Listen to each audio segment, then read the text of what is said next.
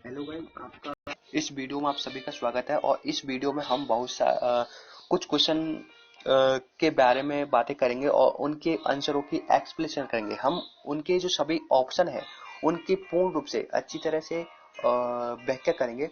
जैसे पहला क्वेश्चन है कि कांग्रेस की पहली भारतीय महिला अध्यक्ष कौन थी।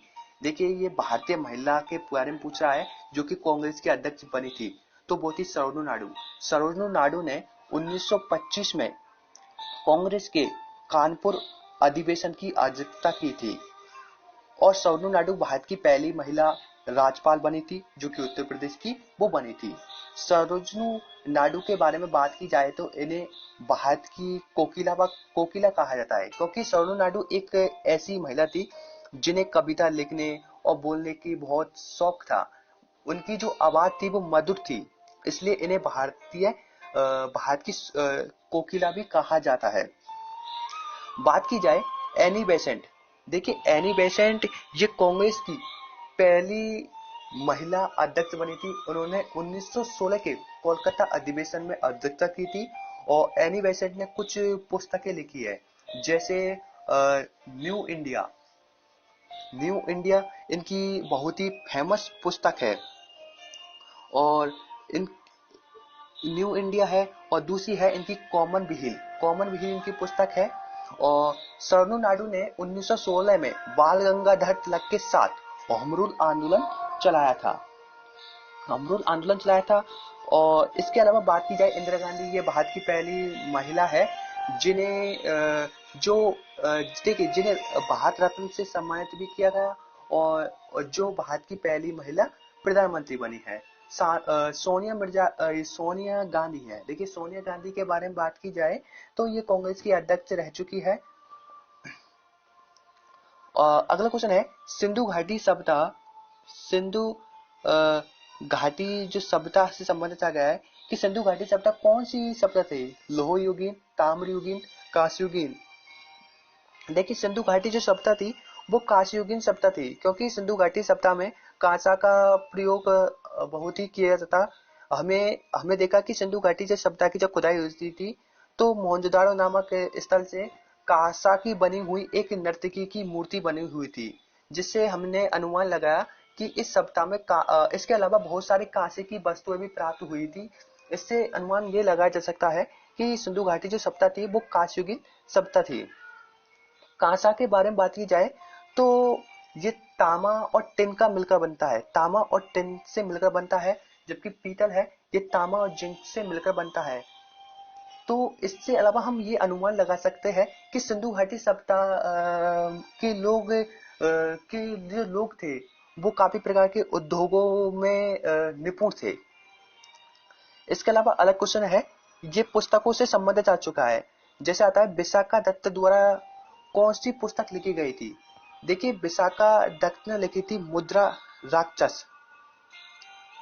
विशाखा दत्त ने जो पुस्तक लिखी थी उसका नाम था मुद्रा राक्षस। कादम्बरी के बारे में बात की जाए तो ये बाण भट्ट ने द्वारा लिखी गई थी। बाण भट्ट जो कि ये हर्षवर्धन का दरबारी था और इन्होंने हर्षचरित पुस्तक भी लिखी थी। और बात की जाए इंडिका, जो कि इंडिका जो पुस्तक है ये कल्याण की पुस्तक है। मृच्छकटिकम जो पुस्तक है ये शूद्रक की है। अगर देखिए, अगर इन पुस्तकों के और ज्यादा व्याख्या की जाए तो बहुत ही व्याख्या हम कर सकते हैं। जिस तरह हम बात करें कि इंडिका जो पुस्तक है ये कल्याण ने लिखी थी, इसके अंतर्गत भारतीय इतिहास के बहुत सारी जो जानकारियां हमें देखने को मिलती है। अगला क्वेश्चन है कि हमें समेकित करना है कि हमें उसे ढूंढना है जो इनमें से नहीं है। जैसे बात की जाए केन्या। देखिए, केन्या जो कि नैरोबी की राजधानी है और यहीं से ही केन्या से ही विश्व पर्यावरण प्रोग्राम की शुरुआत हुई थी। यहाँ से विश्व पर्यावरण प्रोग्राम की शुरुआत हुई 5 जून 1972 को। इसलिए प्रत्येक वर्ष विश्व पर्यावरण दिवस 5 जून को मनाया जाता है। स्वीडन की बात की जाए तो स्वीडन की जो राजधानी है वो स्टॉकहोम है, और स्टॉकहोम है और 1972 में स्टॉकहोम से ही सतत विकास कार्यक्रम की शुरुआत हुई थी, जिसके अंतर्गत 17 लक्ष्य रखे गए थे जो कि पर्यावरण से संबंधित था। और इसके अलावा बात की जाए डेनमार्क कोपेनहेगन की राजधानी है, और जो तंजानिया की राजधानी रबात नहीं है बल्कि इसकी राजधानी है दोरोमा। इसलिए हम कह सकते हैं इनमें से जो गलत है वो है तंजानिया की राजधानी क्या है, दोरोमा है। और जो रबात है ये मोरक्को की राजधानी है। अगला क्वेश्चन है कि वेदों में झेलम नदी को किस नाम से जाना जाता था। देखिए वेदों में जो वर्तमान में हमारी जो नदियां हैं उन्हें अलग अलग नामों से जाना जाता था, और उनका वेदों में काफी प्रकार उल्लेख हुआ है। जैसे गंगा नदी जो गंगा नदी है उसका केवल एक बार उल्लेख हुआ है, जबकि जो यमुना नदी है उसका सर्वाधिक उल्लेख हुआ है। जैसे बात की जाए वेदों में, हमसे पूछा है कि वेदों में झेलम नदी को वितस्ता नदी के नाम से जाना जाता था, और असगनी चेनाब नदी को जाना जाता था, और परुषणी नदी है ये रावी नदी को जाना जाता था, और अगन्या ज्ञा को कहा जाता था वेदों में। देखिए जो परुषणी नदी है इसी के किनारे 10 राज्य युद्ध लड़ा गया था, यानी 10 जनों के जो राजा थे, यानी 10 राजा थे जिनका एक समूह था, और भरत जन का एक राजा था सुदास, उनके मध्य लड़ा था जिसमें सुदास की जीत हुई थी।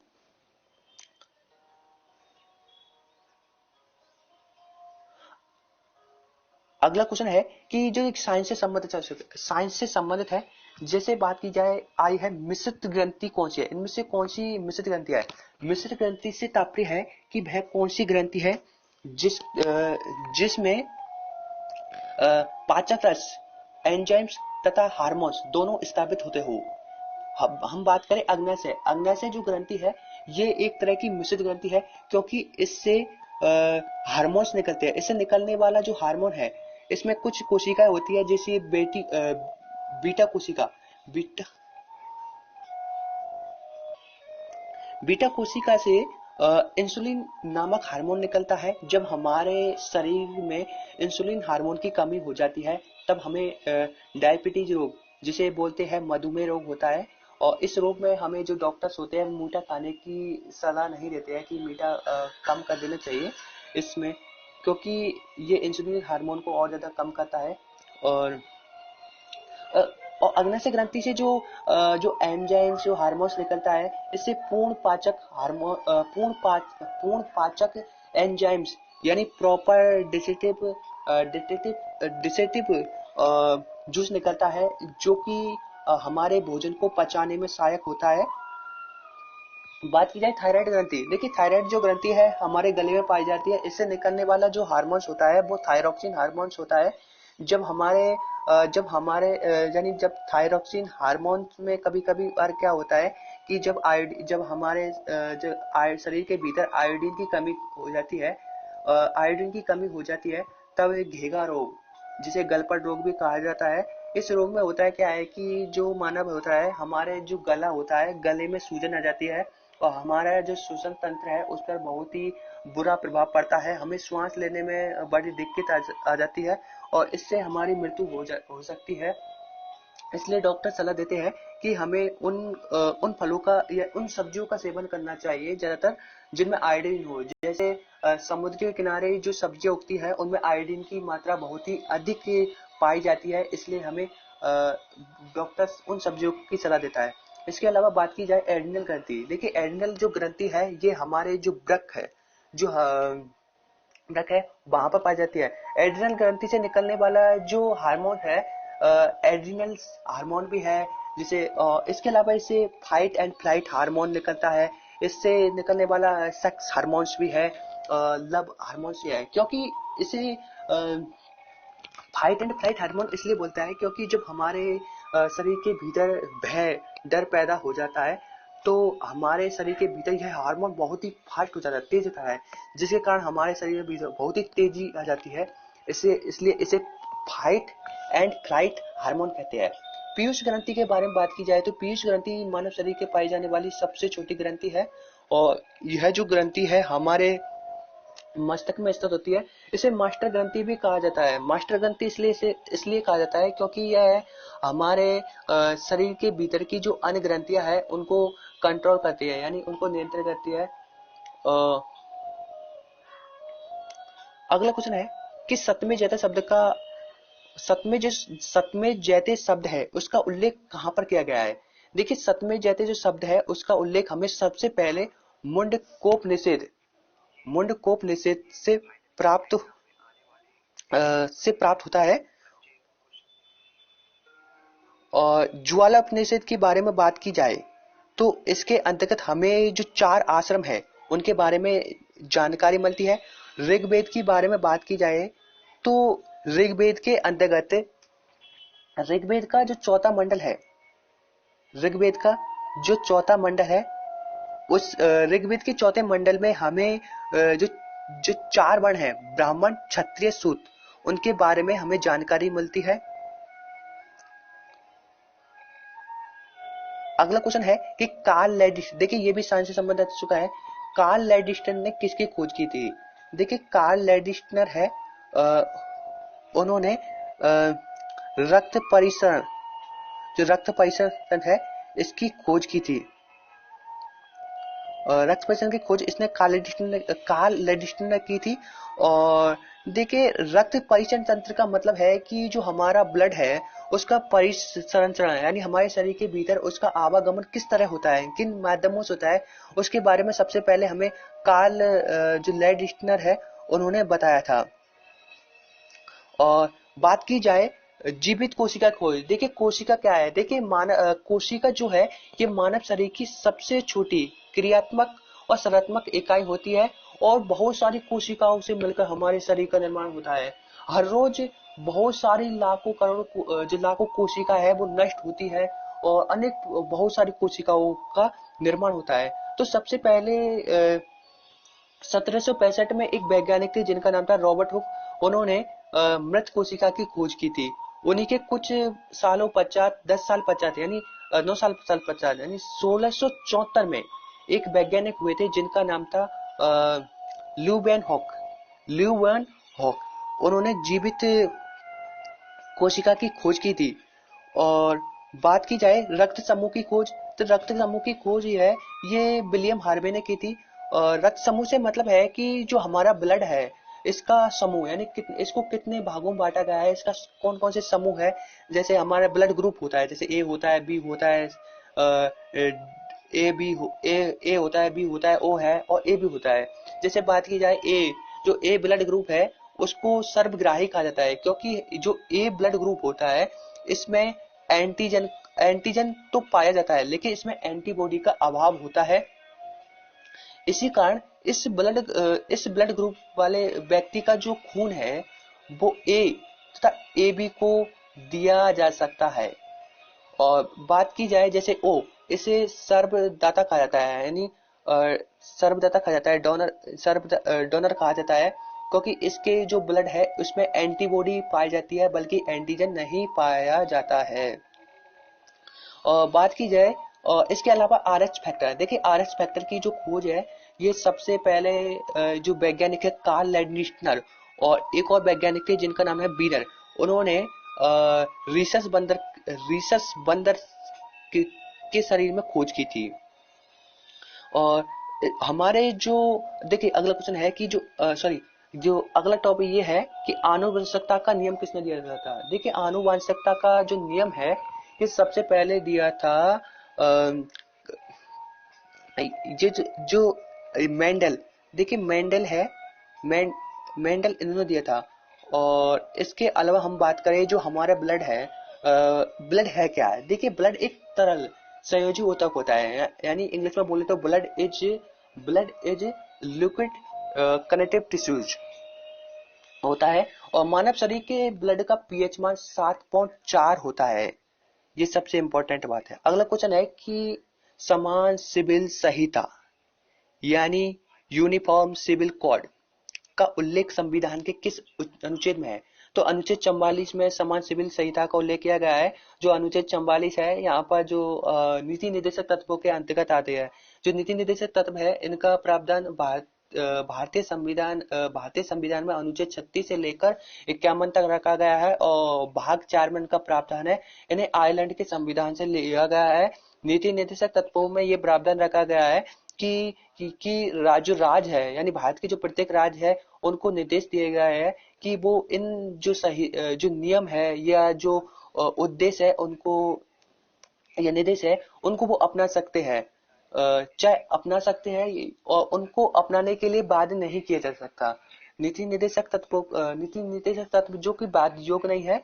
और बात की जाए जैसे अनुच्छेद 17, तो अनुच्छेद 17 है, इसमें अस्पृश्यता यानी छुआछूत का प्रावधान रखा गया है।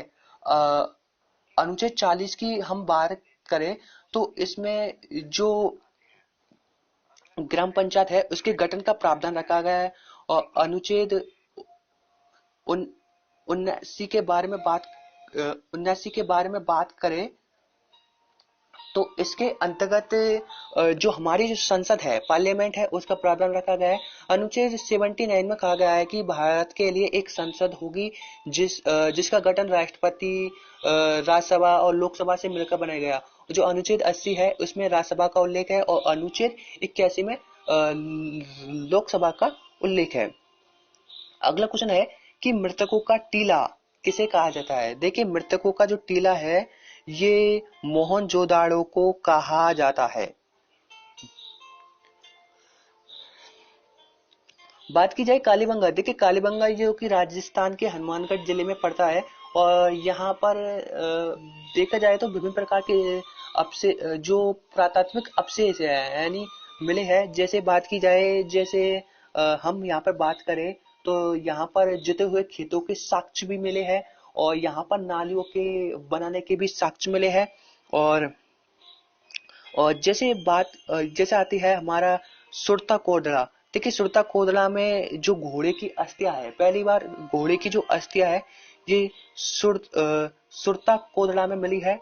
और मोहनजोदाड़ो में हम बात करें जैसे विशाल स्नानगार है, अन्नागार है और इसके अलावा जो कांसे की बनी हुई नर्तकी की मूर्ति है जो कि यहीं पर मिले हैं।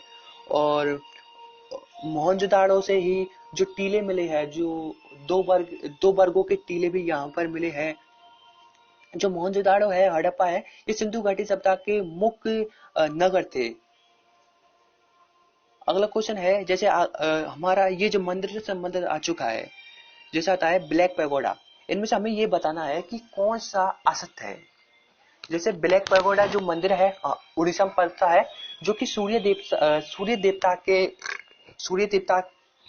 को समर्पित है। कैलाश मंदिर महाराष्ट्र में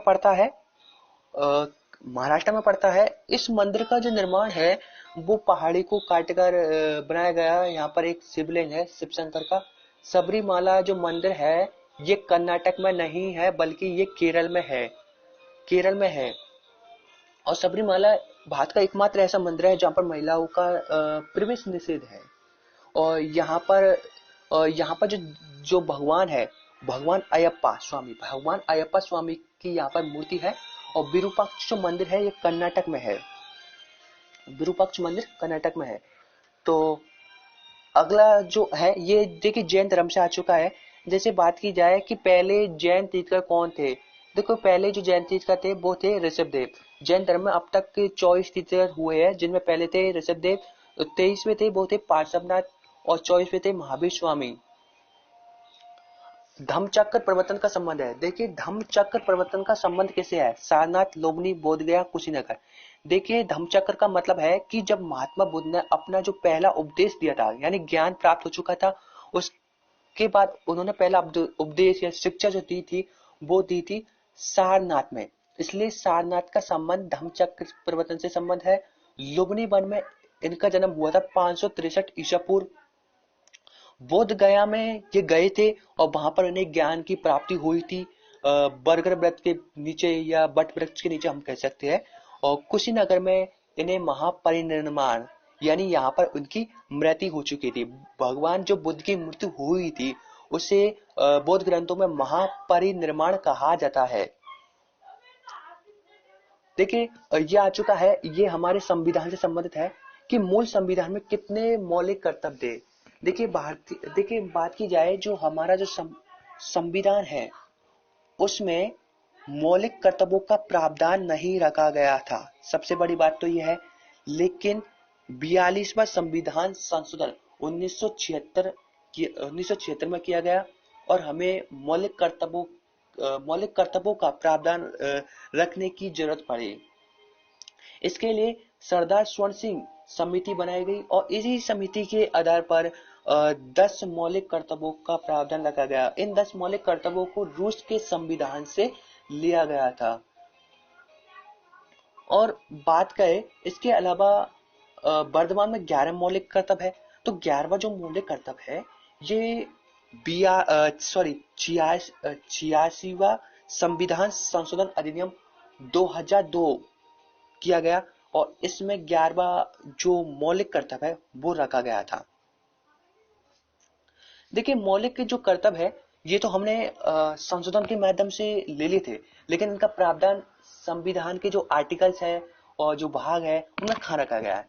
देखिए जो नीति निर्देशक तत्व है उनके साथ इनको रख दिया गया था, यानी भाग 4 क्या बोल सकते हैं या ए बोल सकते हैं, उनमें इनको रख दिया था। जबकि अनुच्छेद 36 से लेकर 51 तक नीति निर्देशक तत्वों का प्रावधान है। तो जो लास्ट का हमारा आर्टिकल है यानी 51 यानी 51वां जो अनुच्छेद है उसमें अनुच्छेद 51 के इसमें मौलिक कर्तव्यों का प्रावधान रख दिया गया था।